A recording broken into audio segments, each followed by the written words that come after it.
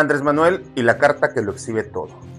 Antes de entrar al fondo del tema, quiero dejar algo claro. Y aquí no aplica la frase excusa pedida, culpabilidad aceptada. O sea, conozco perfectamente el entorno político y por eso lo subrayo. No soy anti-AMLO, no soy anti-Sheinbaum, tampoco soy anti-Morena y mucho menos soy vocero de la oposición. Soy periodista. Este es mi análisis, mi estudio y mi interpretación del poder. Y precisamente por eso la carta que difundió Andrés Manuel López Obrador el pasado 3 de junio no la analizo desde el fanatismo, el odio, la obediencia partidista ni la devoción política. La analizo desde el ángulo periodístico observando el poder, con objetividad y desde la perspectiva de la investidura y la visión de Estado. La carta de AMLO hizo ruido, pero no donde él quería. Hizo mucho ruido en México, pero no en Estados Unidos. Porque Donald Trump no se detuvo a leerla, Marco Rubio tampoco salió a responderle, Pete Hegseth no cambió la amenaza del 27 de mayo y Kristi Noem no anunció ningún repliegue operativo ni cambio de ruta de Escudo de las Américas. Ningún operador central del poder estadounidense convirtió esa carta en tema mayor. Para Estados Unidos, la carta de AMLO no fue una advertencia, fue apenas un lamento sin respuesta. Y eso políticamente es atroz. Porque si una carta dirigida al poder estadounidense no estremeció a Washington, entonces el efecto no fue internacional, fue interno, solo en México. AMLO quiso denunciar el intervencionismo de Estados Unidos, pero terminó revelando algo quizás más peligroso para la presidenta, el intervencionismo político que él mismo ejerce desde Palenque. Porque si México tiene presidenta, gabinete, cancillería, congreso, gobernadores, mayoría legislativa y una arquitectura judicial nacida bajo la lógica del partido Morena, ¿por qué tuvo que salir Andrés Manuel López Obrador? ¿Por qué un expresidente que prometió retirarse, leer, escribir y alejarse de la política tuvo que aparecer nuevamente para defender a Sheinbaum y a México? Ni nos vamos a estar escuchando, al menos en mi caso, pues ya no voy a estar escuchando, viendo nada que tenga que ver con política, ahora porque es una responsabilidad estar informado, tengo que estar informado de todo, pero ya no, como me voy a jubilar. Para muchos analistas, la carta de AMLO no muestra a una presidenta fortalecida por su antecesor, muestra a una presidenta que transita en el poder bajo tutela. Esa es la primera clave. Y es que en una obvia interpretación entre líneas, la carta dice en los hechos, yo sigo siendo el poder moral del movimiento, el puente posible con Trump y el que entiende el tablero político. Eso puede causar furor y emocionar a los fieles de AMLO, sí, pero en esencia debilita al régimen mexicano. La carta no debe leerse solamente como una defensa de México. Debe leerse como un acto de poder. Y todo acto de poder conlleva preguntas. ¿Quién se lo pidió? ¿Se lo pidió Sheinbaum? ¿Lo consultó con el Gabinete Federal? ¿Con la Cancillería Mexicana? ¿Con los líderes del Congreso? ¿Con la Suprema Corte? ¿Con Morena? ¿Con sus gobernadores que colocó antes de salir de su mandato? ¿Con quién cabildeó? Porque aquí hay dos escenarios evidentes y los dos son graves. Si se lo pidieron, entonces el mensaje al mundo es devastador. La República Mexicana, en su conjunto, no puede sola. Y si nadie se lo pidió, entonces el problema todavía es más delicado. Porque Andrés Manuel actuó sin cargo público, sin investidura, sin mandato constitucional, sin responsabilidad formal. Es decir, su palabra no puede pesar más que la presidenta y toda la arquitectura republicana en México. Porque gravemente estaría sintetizando algo preocupante. En México hay una presidenta constitucional, pero el poder simbólico lo tiene el expresidente. Y esto, aunque fuera real, no debe evidenciarse ante el mundo. Hay otro dato que vale la pena comprender. Donald Trump dice que en México no gobierna plenamente Claudia Sheinbaum, sino los cárteles, y afirma que México es epicentro de violencia de narcoterroristas. As part of our commitment to countering the cartel presence in our region, we must recognize the epicenter of cartel violence is Mexico. The Mexican cartels are fueling an orchestrating much of the bloodshed and chaos in this hemisphere, and the United States government will do whatever is necessary to defend our national security and to protect the safety of the American people. No, look, it's coming through Mexico. Entonces, cuando coloca el narcotráfico, el fentanilo y los cárteles como eje de su presión contra México, el golpe no cae solamente sobre la presidenta Sheinbaum, cae sobre todo el proyecto que la antecede, sobre el sexenio anterior, sobre la política de seguridad anterior, sobre la narrativa de abrazos no balazos, sobre la estructura política que empoderó a gobernadores, operadores, las alianzas, pactos, silencios y grupos de zonas grises. Y esa herencia tiene un dueño, se llama Andrés Manuel López Obrador. Entonces, es obvio entender que tal vez AMLO, con su carta, no salió únicamente a defender a Sheinbaum y a México, salió a defenderse a sí mismo. Tomó como propia la alusión, entendió que cuando Washington habla de narcoterrorismo, cárteles, México, gobiernos débiles y crimen organizado, no está hablando solo del presente, está hablando del proceso que condujo hasta aquí. Y si AMLO siente que las amenazas de Washington apuntan también a su legado, entonces su carta no es solo defensa nacional, es defensa personal. Y ahí está el punto. Ahora vayamos a otro dilema sobre la carta de AMLO del pasado 3 de junio.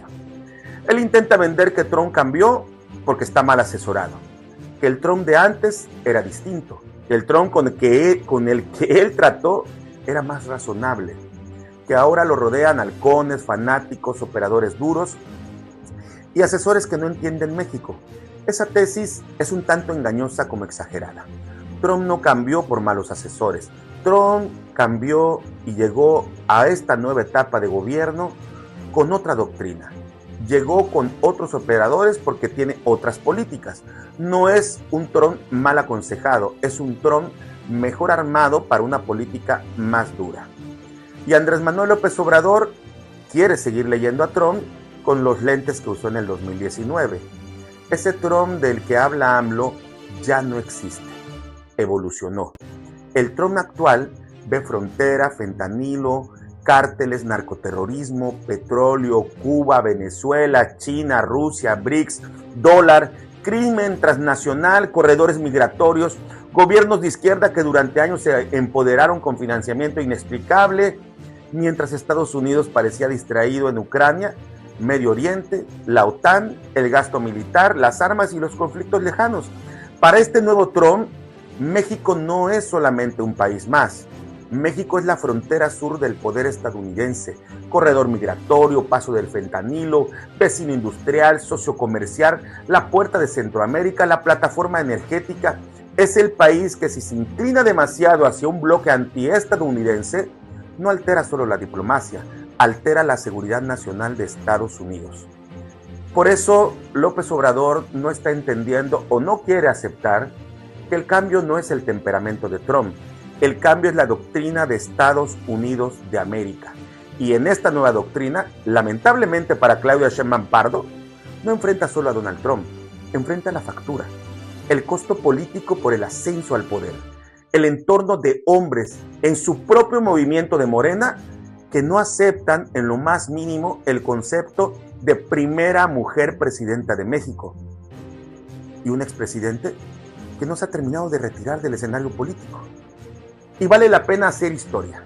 Durante años México alimentó una política exterior latinoamericanista, una narrativa soberanista, una cercanía estrecha e ideológica con Cuba, una defensa diplomática de gobiernos de izquierda, una retórica contra el intervencionismo estadounidense y una relación ambigua frente al rediseño multipolar. Por ejemplo, México no entró formalmente al BRICS, pero coqueteó con sus creadores y fue visto como una pieza apetecible dentro del rediseño multipolar del sur global. Y ese informe está en la mesa oval de la Casa Blanca. Washington entendió entonces con Trump que perder influencia sobre México no era perder un país más, era poner en riesgo su propio poder.